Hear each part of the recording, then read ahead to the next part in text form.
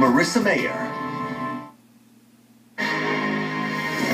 A bipartisan Senate group unveiled an immigration reform plan today that includes a pathway to citizenship. CNN's Lisa Sylvester is showing us what's at stake, at least for one family in the region right now. This could be hugely significant. And Wolf, you know this, that immigration reform has been something that has been debated, defeated, debated again. But this year may be the year for action on Capitol Hill. The November election changed the dynamic. Republicans lost the Latino vote in the presidential race in a big way. And President Obama seems ready to make good on a campaign promise. So for one family, now they can only hope.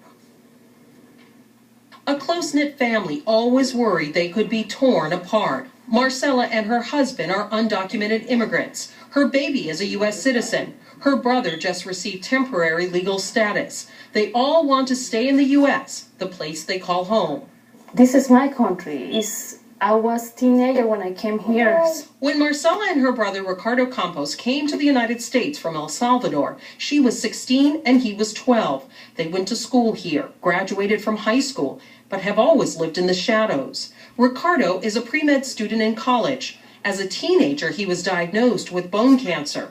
Several operations later, he was cancer-free. Now he dreams of one day becoming a doctor. Helping people is helping folks is what I always wanted, especially after my cancer.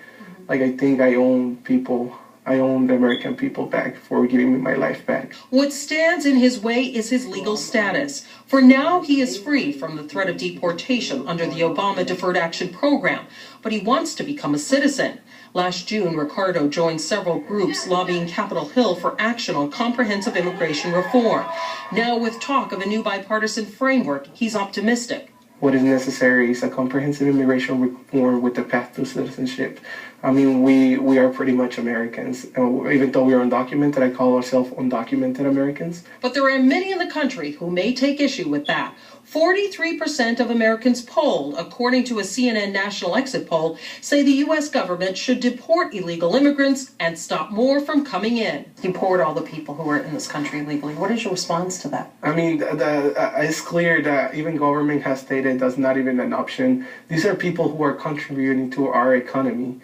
These are people who have lived here like probably for like 10, 15 years, 20 years, I don't know. Like, these are people who are truly American. When you look at this family, you can see why the immigration issue is so hard. I have a baby, and I don't know what happened to me if they deport me to my country. Marcella lives in fear and an impossible choice if she ever faced deportation. Leave her child here in the United States where he could have a better life, or stay with her and have him go to a country that neither of them knows. And on the front door of that family's home, 2 small American flags. Now, Ricardo Campos plans to go back to Capitol Hill to continue lobbying and to continue serving as an activist on this issue, Wolf. There's a moment right now. This might happen.